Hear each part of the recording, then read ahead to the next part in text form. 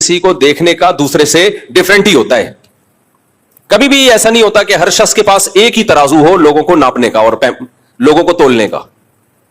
मेरी नजर में अच्छा कोई और होगा, इनकी नजर में अच्छे का मतलब कुछ और होगा, इनकी नजर में अच्छे का मतलब कुछ और, इनकी नजर में अच्छे का मतलब कुछ और. हर शख्स का अच्छे का एक क्राइटेरिया दूसरे से क्या है, मुख्तलिफ है. मैं अक्सर एक बयान में अक्सर इसकी एक मिसाल देता हूं. देखो, अब्बा की नजर में अच्छे का मतलब कुछ और है, बीवी की नजर में अच्छे का मतलब कुछ और है, दोस्त की नजर में अच्छे का मतलब कुछ और है. अब्बा अच्छा किसे कहते हैं, जो कमा के लाए, फिर भले गुटखा खाए, भले सिनेमा घर में जाके फिल्में देखता हो. क्या ख्याल है, बेशक वो किसी काम का ना हो, लेकिन अगर वो कमाऊ पूत है, वो मैं अक्सर मिसाल देता हूं ना. एक आदमी अपने 3 बच्चों का तारुफ करवा रहा था, ये मेरा बेटा डॉक्टर है, ये पायलट है, ये चोर है. तो किसी ने कहा इसको घर से निकाल क्यों नहीं देते, कहते कमाता सिर्फ यही है इसलिए घर से नहीं निकालता मैं इसको. तो बीवी की नजर में अच्छे का मतलब यह है कि मेरे सारे हुकूक अदा करे, मेरी सास को 1 रुपया भी ना दे, बहनों को भी ना पूछे. उन बीवियों की बात कर रहा हूं जो बयान के नहीं सुन रही हैं, उन खवातीन की. वो खवातीन जो किसी की बीवी है और बयान मेरा नहीं सुन रही, उनकी बात कर रहा हूं. उनकी नजर में मैयार ये कि सारी आमदन हमें ला के दे. मां की नजर में अच्छा वो है जो बीवी पे 1 रुपया भी खर्च ना करे, और सब किसकी झोली में लाके डाल दे, मां की झोली में. बेगम को बिल्कुल लिफ्ट ना कराए. तो हर शख्स का अपना एक मैयार है ना. तो क्या अल्लाह को ये हक नहीं है कि उसका भी एक मैयार हो, अच्छाई और बुराई को मुतय्यन करने का और तोलने का, कि कौन अच्छा है और कितना अच्छा है, और कौन बुरा है और कितना बुरा है. अब इंसानों की नजर में अच्छा वो है जो इंसानियत की खिदमत करे, लोगों को खिलाए पिलाए. तभी हम देखो जो हमसे अच्छे अखलाक से बात करता है और हमारी खिदमत करता है. और बटेर का आज लाए आप सालन, जो बटेर का शोरबे वाला है ना, है शोरबे वाला है ना, अल्लाह जज़ाए खैर. तो ये मेरी दावत कर रहे थे, मैंने कहा इधर ही ले आए यार. तो इन्होंने कहा बटेर का खाना है, फिर मैंने सारे बोले शोरबे वाला. गोश्त शोरबे वाला मजे का लगता है, इसमें जो रोटी डुबो डुबो के खाने का मजा है ना, उसका अपना ही मजा है. क्या ख्याल है, हजम जल्दी होता है. हकीम लोग बोलते हैं, हकीम लोग, कि शोरबे वाली चीजें खाया करो, इससे इंसान कम बीमार होता है, लज्जत भी उसमें ज्यादा है. जो फास्ट फूड आ गया ना हमारे यहाँ, अब वो कीटो डाइट पर हो, एक अलग बात है. वो डॉक्टरों ने आजकल एक कीटो डाइट लाई हुई है कि वो सिर्फ प्रोटीन लो. हम तो नॉर्मल लोग हैं भाई, हम नॉर्मल खुराक खाने वाले लोग हैं. तो आजकल डॉक्टरों ने कीटो डाइट के नाम से एक डाइट प्लान दिया हुआ है लोगों को कि बिल्कुल कार्ब को आप तकरीबन 0 कर दें और खाली गोश्त मोश खाया करें. खाएं आप, डॉक्टरों की आप अमल करें. हम तो जो सदियों से बाप दादा खाते आ रहे हैं, अल्लाह का शुक्र है, हम वही अच्छा लगता है. और हमारा जो कल्चर है ना बर्रे सगीर का, वो शोरबे वाली चीजें खाने का है. अंग्रेजों में शोरबे वाली चीजों का कोई तस्वुर ही नहीं है. अमेरिकन को देख लो, चाइनीज को देख लो, जापानीज शोरबा खाते ही नहीं है. इनको कभी निहारी में रोटी डुबो के खिलाओ, जो हजम भी आसानी से होता है वो खाना, बॉडी को लगता भी है, मजा भी आता है, फिर मजे की नींद भी आती है. और हकीमों के बकौल बीमार भी कम होता है आदमी. अब डॉक्टर इस राय से इत्तेफाक करे ना करे मुझे नहीं पता, लेकिन मेरा तजर्बा भी है.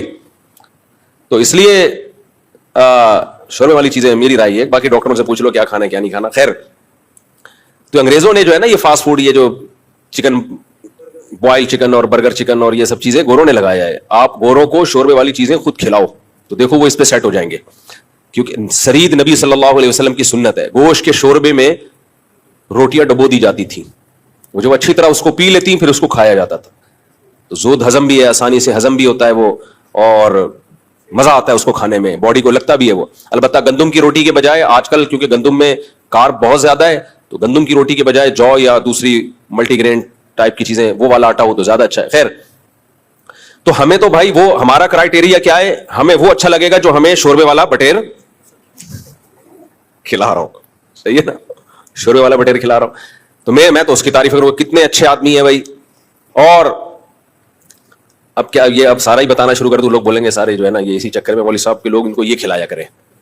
तो इसलिए मजीद मिसालें मैं नहीं देता कि दुम्बे की चर्बी और फिर उसमें पराठा बना हुआ हो सुबह नाश्ते में, और ज्यादा हो जाएगा फिर ना. अच्छा खैर, ऑयल कम हो शोरबे वाले, उसमें ऑयल से मजा खराब होता है. मैं आपको बताऊं, शोरबे जो गोश्त, आलू गोश्त का जो शोरबा है ना, ताजा गाय का गोश्त हो, आलू हो और शोरबा हो, मजा ना आए पैसे वापस.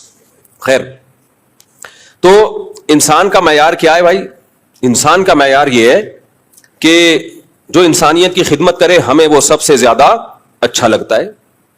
भाई ये बेवा औरतों की मदद करता है, ये यतीमों की मदद करता है, कुरान ने भी तारीफें की ऐसे लोगों की. لیکن سب سے اچھا یہ ہے نا نا نا نا، اللہ کہتے ہیں سب سے اچھا یہ نہیں ہے. برا کون ہے ہماری نظر میں؟ ہماری نظر میں سب سے برا وہ ہے جو لوگوں سے جھوٹ بولے. یقیناً بہت برا ہے. قرآن کہہ رہا ہے لعنت اللہ علی الکاذبین، جھوٹوں پر اللہ کی لعنت. ہماری نظر میں سب سے برا وہ ہے جو انسانوں کا قتل کرے. یقیناً بہت بڑا جرم ہے قتل کرنا، لیکن کیا سب سے بڑا جرم ہے؟ اللہ کہتے ہیں نہیں، سب سے بڑا نہیں. ہماری نظر میں سب سے بڑا جرم انسانیت کو قتل کرنا ہے یا نہیں ہے؟ اسلام کہتا ہے بہت بڑا جرم ہے، یہ سب سے بڑا نہیں ہے. تو اللہ سے اگر ہم پوچھتے ہیں نا سب سے بڑا جرم، تو اللہ کہتے ہیں ان الشرک لظلم عظیم. اللہ سب سے پہلے جب کسی کو تولتا ہے نا کہ یہ اچھا ہے یا برا، تو اللہ کہتے ہیں سب سے پہلا معیار یہ ہے کہ یہ مجھے مانتا ہے اور میری توحید کا اقرار کرتا ہے یا نہیں کرتا.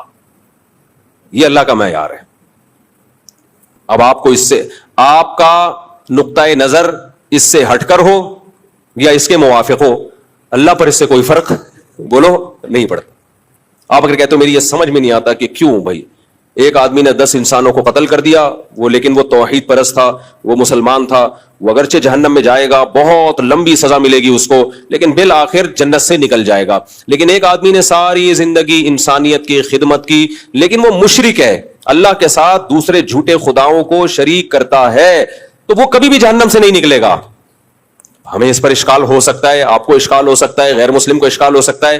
تو اللہ جواب میں کیا کہے گا؟ بھائی تمہارا اشکال اپنی جگہ، جنت بھی میں نے بنائی، جہنم بھی میں نے بنائی، لیکن میں تمہارے جذبات سے متاثر نہیں ہوں.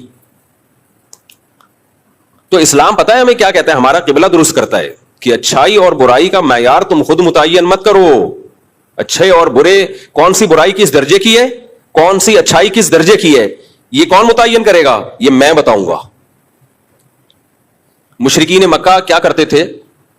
صحابہ کرام کو انہوں نے مکہ سے نکال دیا اور مکہ سے در بدر کر دیا. اس کے بعد صحابہ کرام کو پھر جب جہاد کا، پھر ان پہ حملے بھی کرتے تھے. صحابہ کرام جہاد کرتے، لڑائی کرتے اپنے آپ کو، شروع میں تو دفاعی لڑائیاں ہوئی ہیں. تو مشرکین مکہ کہتے دیکھو، حج تو ابراہیم علیہ السلام کے دور سے ہو رہا ہے نا. مشرکین مکہ کہتے دیکھو ہم کتنے نیک ہیں، ہم مسجد حرام کی تعمیر کرتے ہیں، حاجیوں کو ہم پانی پلاتے ہیں، اللہ کے گھر کے ہم رکھوالے ہیں، تم تو مدینہ میں رہتے ہو اور لڑائی کے علاوہ تمہارا کوئی کام ہے نہیں. تو اس پہ قرآن کی آیت نازل ہوئی اجعلتم سقایۃ الحاج وعمارۃ المسجد الحرام کمن آمن باللہ والیوم الآخر وجاہد فی سبیل اللہ. اللہ کہتے ہیں تم مسجد حرام میں کی تعمیر، اللہ کے گھر کی تعمیر اور حاجیوں کو پانی پلانا، یہ بھی نیکی ہے. یقیناً کیا یہ نیکی اس شخص کے برابر ہو سکتی ہے جو اللہ پر ایمان لایا اور اللہ کی راہ میں اللہ کے دین کے لیے لڑ رہا ہے، وہ جو جان دے رہا ہے؟ یعنی اللہ نے بتا دیا کہ مسجد حرام کی تعمیر کو ترازو کے ایک پلڑے میں رکھا جائے، یقیناً بہت بڑی نیکی. لیکن اللہ کے دین کی سربلندی کے لیے، مظلوموں کے دفاع کے لیے جو جان دے رہا ہے، لڑ رہا ہے، اس کا ایک جہاد دوسرے پلڑے میں رکھا جائے، تو یہ والا پلڑا جو ہے اللہ کی راہ میں لڑنے والی نیکی کا پلڑا بہت زیادہ جھک جائے گا.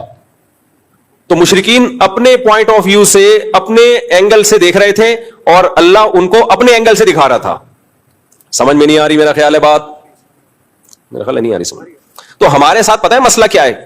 کچھ چیزوں کو ہم گوروں کے اینگل سے دیکھ رہے ہوتے ہیں، مغربی تہذیب، کچھ چیزوں کو ہم اسلام کے اینگل سے دیکھ رہے ہوتے ہیں، پھر اسلام کے اینگل میں بھی کچھ کو اہل حدیث کے اینگل سے دیکھ رہے ہوتے ہیں، کچھ کو دیوبندیوں کے اینگل سے دیکھ رہے ہوتے ہیں، کچھ کو بریلویوں کے اینگل سے دیکھ رہے ہوتے ہیں. اب مثال کے طور پر ربیع الاول میں بتیاں نہیں لگائیں تو وہ عاشق رسول نہیں ہے، اس میں ہم اس کو دیکھ رہے ہیں بریلویوں کے اینگل سے، اور عاشق رسول نہیں ہے، ایک نمبر کا فراڈی ہے.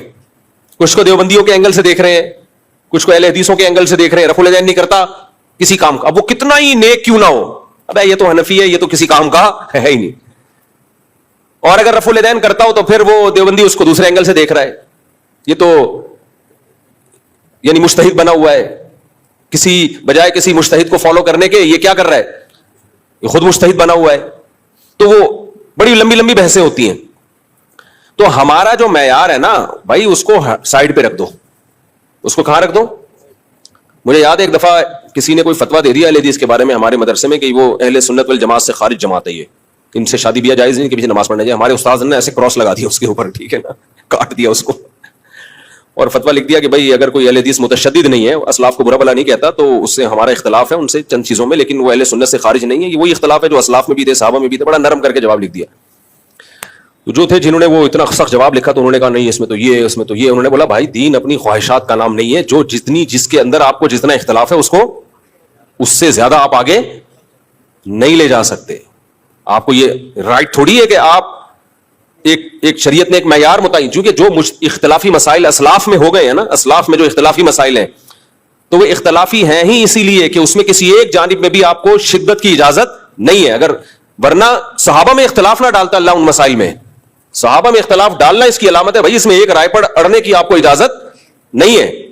جب اللہ نے اختلاف ڈال دیا تو اس کا مطلب اس میں لچک رکھ دی اللہ تعالیٰ نے. اب جب اللہ نے لچک رکھی آپ کیوں توپے لے کے چڑھ گئے ہو ایک دوسرے کے اوپر کہ نہیں جی یہی ٹھیک ہے، اس کے علاوہ باقی سب کیا ہے، سب جہنم میں جائیں گے.